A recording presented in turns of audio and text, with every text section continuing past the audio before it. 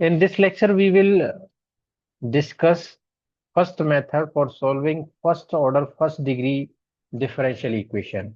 That is known as the variable separable method. तो अब यहाँ से सॉल्यूशन स्टार्ट कर रहे हैं हम। तो पहले हेडिंग लिखेंगे वो है हमारी solution of first order first degree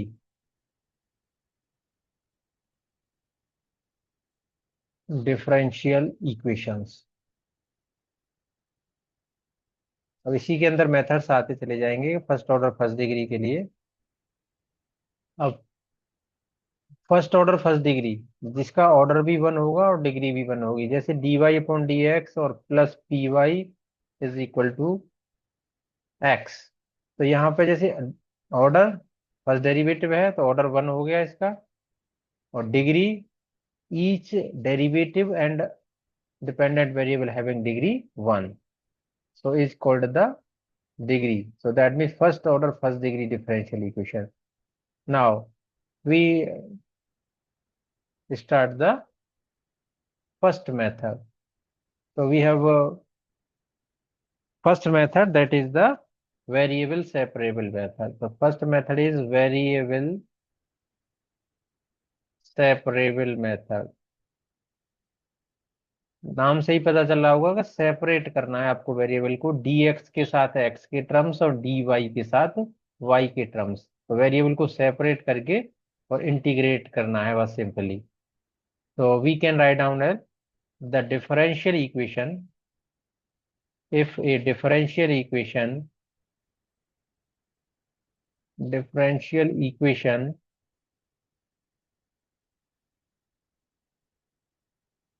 written in the form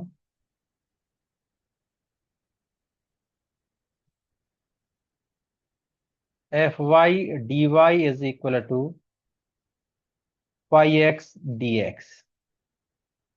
अगर कोई भी डिफरेंशियल इक्वेशन आपकी इस फॉर्म में लिखी हुई है, यहाँ पर हम क्या देख रहे हैं कि डी वाई के साथ में फंक्शन ऑफ वाई वाई के टर्म्स में है और डी एक्स के साथ में एक्स के टर्म्स है। तो ये जो फॉर्म है ये फॉर्म क्या कहलाएगी, separation of variable, that mean separable variable कहलाएंगे। वेरिएबल सेपरेट है, डी एक्स के साथ एक्स के टर्म्स हैं और डी वाई के साथ वाई के टर्म्स हैं। सो वी से दैट, यहाँ पर हम मेंशन करेंगे, we say that variables are separable, variables are separable. अगर सेपरेबल नहीं है, यहाँ तो डायरेक्ट जैसे हमने लिख दिया, पर सेपरेबल नहीं है तो हम उन्हें सेपरेट करेंगे, dx के साथ x के टर्म्स ले जाएंगे और dy के साथ y के टर्म्स ले जाएंगे। Okay, so variables are separable, so then we integrate, both side to get solution। और सॉल्यूशन लेने के लिए हमें क्या करना होगा, इंटीग्रेट करना होगा दोनों साइड में। तो ये ही सेपरेबल मेथड है हमारा। अब जैसे कोई भी एग्जांपल हम ले लेते हैं कि सेपरेशन ऑफ वेरिएबल का क्या मतलब है। जैसे अगर हमारे साथ में x d x is equal to y d y है, कोई भी differential equation, small differential equation हम लेके चल रहे हैं, ठीक है। अगर आपको जरूरी नहीं है कि वो इस फॉर्म में मिलेगी, तो किस फॉर्म में जैसे मिलेगी, तो आपको जैसे ये दे रखी है कि differential equation d y upon d x is equal to x upon y, ये डिफरेंशियल इक्वेशन आपको मिलेगी, क्योंकि डेरिवेटिव भी होना चाहिए उसमें। तो d y upon d x independent है और इक्वल टू दिस। अब इसको सेपरेबल वेरिएबल में बनाना है, मतलब वेरिएबल सेपरेशन में। तो वेरिएबल सेपरेट करने हैं इसके, तो वेरिएबल सेपरेट करने के लिए हम क्या करना होगा, अगर डी वाई है तो डी वाई को हम लेफ्ट में रखते हैं और क्रॉस मल्टीप्लाई करके और डी एक्स को हम राइट में ले जाते हैं। तो y किसके साथ जाएगा, फिर dy के साथ चला जाएगा, क्रॉस मल्टीप्लाई करेंगे तो x किसके साथ रहेगा, dx के। तो अब ये हमारे वेरिएबल सेपरेट हो गए, dx के साथ x के टर्म्स और dy के साथ y के टर्म्स, और जस्ट वी इंटीग्रेट, और इंटीग्रेट कर देंगे तो we get the solution. Okay, so now अब इसी का जैसे सॉल्यूशन करते हैं तो just we integrate both side.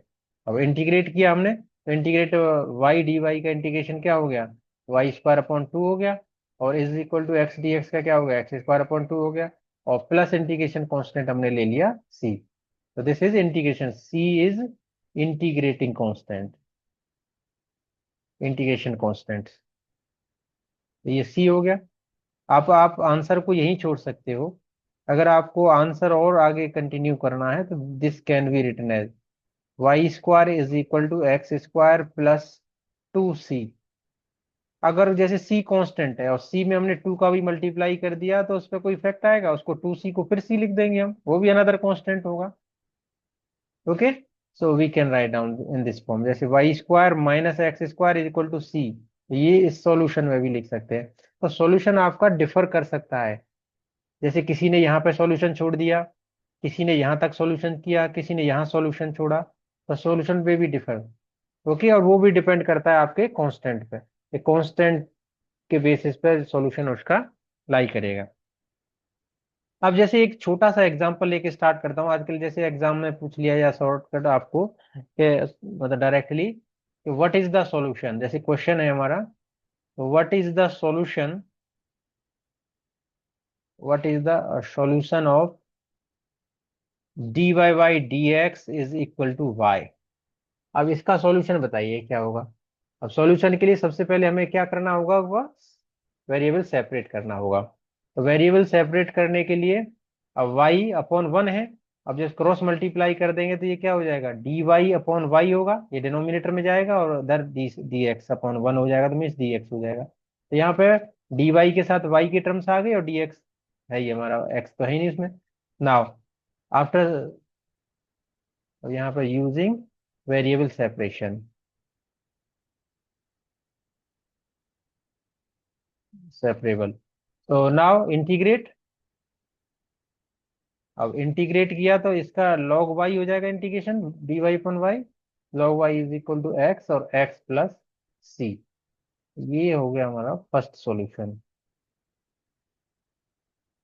अब इसी में जैसे सेकंड सॉल्यूशन हमें लेना है, तो ये सी क्या है, इंटीग्रेटिंग कांस्टेंट है, इंटीग्रेटिंग कांस्टेंट। अब सी की जगह पर अगर हम रिप्लेस करके कोई दूसरा कांस्टेंट ले लें, this we can consider as log c, ये भी कांस्टेंट होगा। तो then this can be written as log y minus log c is equal to x. तो log प्रॉपर्टी हमने यूज करी कि log y upon c is equal to x, तो this implies that.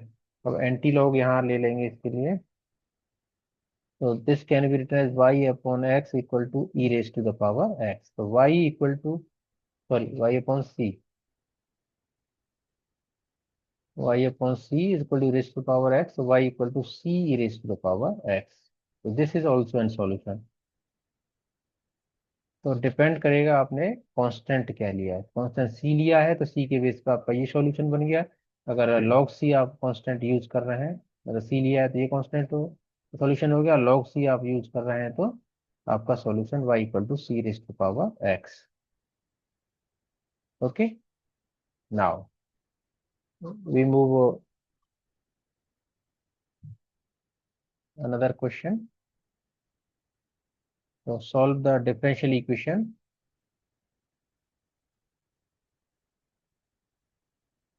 x plus 1 dy by dx is equal to x into y square plus 1. So using variable of separation, so now, so we write this as x plus 1 dy को हम as it is रखते हैं left hand side में, is equal to s, लिख दिया हमने x d x को right hand side में। तो बेसिकली आप यही रूल फॉलो करना, जैसे d y upon d x है इक्वल टू समथिंग है, तो दैट मीन्स वाई हमारा लेफ्ट में रहे और डी एक्स हमारा राइट में जाए, पॉसिबल हो। नाउ अब डी वाई के साथ हमें क्या चाहिए, वाई के टर्म्स चाहिए, तो और डी एक्स के साथ एक्स के टर्म, तो वाई के टर्म्स चाहिए तो इसको इधर लाना होगा, और डी एक्स को फिर इसके साथ लेके जाना होगा। तो जब इधर लेफ्ट में लाएंगे वाई स्क्वायर प्लस वन को, तो ये अपॉन में आएगा वाई स्क्वायर प्लस वन, और ये क्या हो जाएगा, x d x upon x plus one. Now variable separate हो गए, तो इंटीग्रेट, इंटीग्रेटिंग वी गेट, जब इंटीग्रेट करेंगे इसको तो फर्स्ट वाले का तो इंटीग्रेशन डायरेक्ट हो जाएगा, तो integration D x upon 1 + x², D x upon 1 + x² का इंटीग्रेशन क्या होता है, टेन इनवर्स एक्स, तो यहाँ y है, ये हो जाएगा क्या हमारा टेन इनवर्स y, और tan inverse y equal to, अब इसका इंटीग्रेशन करना है, तो इंटीग्रेशन करने के लिए न्यूमरेटर में हमने क्या किया, +1 किया और -1 किया, +1 -1 into D x upon x+1, तो this can be written as x+1 upon x+1, ऐसे लिख दिया, और -1 upon x+1 into D x, और ये क्या हो जाएगा हमारा, सिंप्लीफाई करेंगे तो 1 - 1 upon x+1 into D X, this can be written as D X minus integration of x+1 into D x, और प्लस कॉन्स्टेंट सी ले लें यहीं पे आगे, now we write down integration of D x is x minus, और integration of 1/x+1 is log x+1 और plus C, so this is the solution of required solution of the differential equation.